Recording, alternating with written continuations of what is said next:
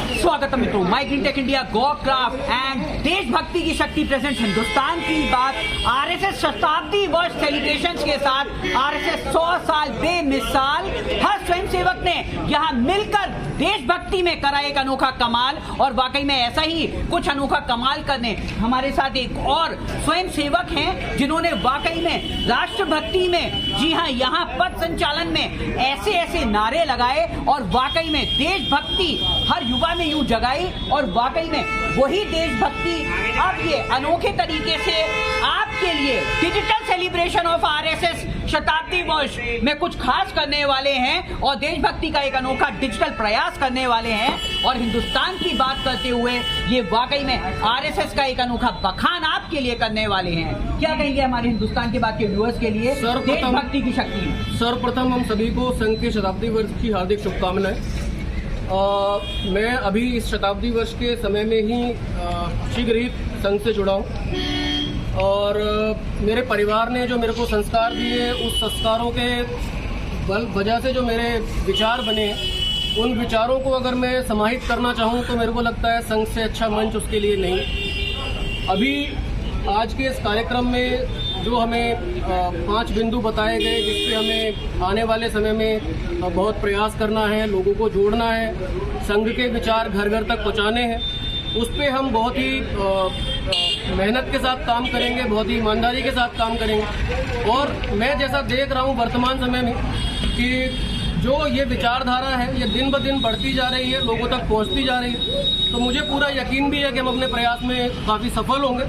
और अपने बारे में ज़्यादा कहने से अच्छा ये है कि हम अपने प्रयास करेंगे, और आने वाले समय में संघ और हमारे सारे स्वयंसेवक साथी जो हैं वो खुद ही हमारे बारे में बताएंगे कि हमने इस कार्य में क्या योगदान दिया और हम क्या कर पाए। बहुत बहुत धन्यवाद एक बार फिर आप सभी को संघ के शताब्दी वर्ष की हार्दिक शुभकामनाएं। वाकई में मैं चाहूंगा कि स्वयंसेवक को राष्ट्रभक्ति से रोज रोज जो गीत, देशभक्ति के गीत सिखाए जाते हैं, उसके बारे में आप जरूर एक कुछ तराने गा के दिखाएं। जैसा कि मैंने अभी कहा, मैं बहुत ही कुछ समय पहले ही संघ से जुड़ा हूँ, तो वो संगीत के जो तराने हैं मैंने अभी पढ़ना शुरू करा। उनको गाना इसलिए सही नहीं होगा मेरे लिए, कोई भी त्रुटिपूर्ण गायन जो है ऐसे पवित्र गीतों का ठीक नहीं रहेगा, तो निश्चय ही अगली बार जब हम आपसे मिलेंगे तो वो भी हम आपकी इच्छा पूरी करेंगे। पर अभी के लिए जो मेरे अपने विचार हैं, जो मैंने अपनी बातें आपको कही हैं, मेरे को लगता है वही काफ़ी है। फिलहाल जो हमारे हमको जो दिशा निर्देश मिला है, जो बिंदु हमें दिए गए हैं कार्य करने के लिए, हम उन पे आगे बढ़ेंगे। तो सबसे मुख्य बिंदु मैं जरूर जानना चाहूंगा कि शताब्दी वर्ष के साथ भी ये 2025 वाकई में सत्य सनातन के लिए और पूरे हिंदुस्तान के लिए बड़ा खास रहा है, क्योंकि वाकई में वर्ष शुरू होते ही हमने जो आरएसएस के प्रकल्प हैं और वाकई में देशभक्ति और सनातन भक्ति के प्रकल्पों का संगम देखा, महाकुंभ बनाया और वाकई में महाकुंभ को देश और दुनिया तक पहुंचाया। और वाकई में उसी के साथ बहुत सारे ऐसे आयोजन, जब ऑपरेशन सिंदूर हुआ वो भी देशभक्ति की गाथा लिख के गया और वाकई में अधर्मियों को परास्त करके गया, और साथ में इको फ्रेंडली सॉल्यूशंस में जो प्रदूषण का और ग्लोबल वार्मिंग का रावण था उसके हमने दुष्प्रकोप भी देखे। बरसात में एक्सेसिव रेन्स जब हुई, लेकिन साफ स्वच्छ हवा भी सबसे ज्यादा इसी वर्ष देखी।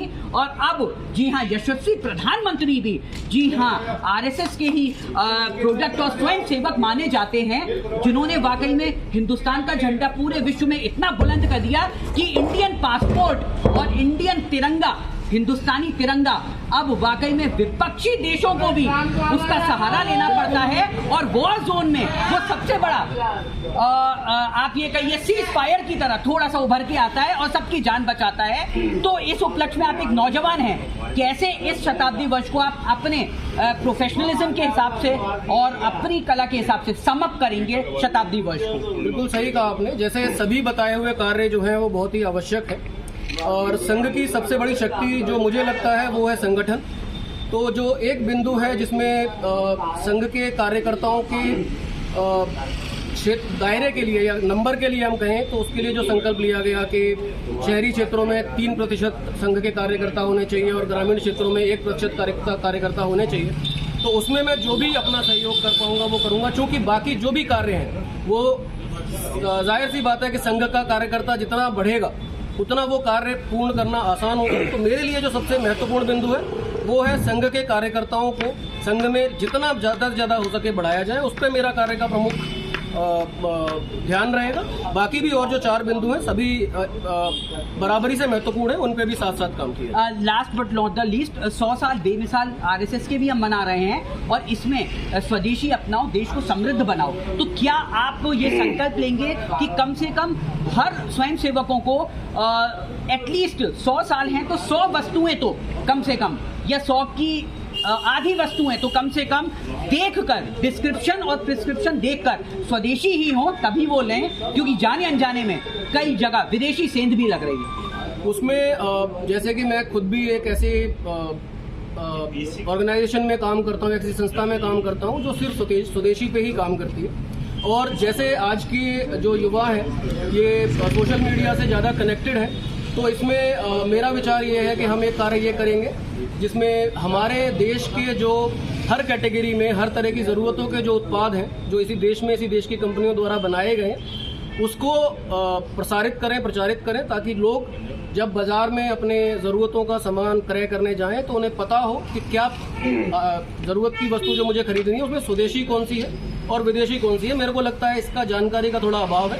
इसको बढ़ाने के लिए सोशल मीडिया के माध्यम से जो भी हम कर सकते हैं वो जरूर किया जाए। तो वाकई में स्वदेशी अपनाए, देश को समृद्ध बनाए और विकसित भारत और शिक्षित भारत और विश्व गुरु भारत बनाते हुए, जी हाँ, आरएसएस के 100 साल बेमिसाल। भारत माता की जय। आप हमारे वीडियो को भारत माता की जय शेयर करके, कमेंट करके लिखते जाएं और इस डिजिटल सेलिब्रेशन को देश और दुनिया तक पहुंचाएं। Thank you. जय हिंद, जय भारत। राजेश टंडन, हिंदुस्तान की बात। भारत माता की जय। आपको हम सबके नंबर कैसे मिलेंगे?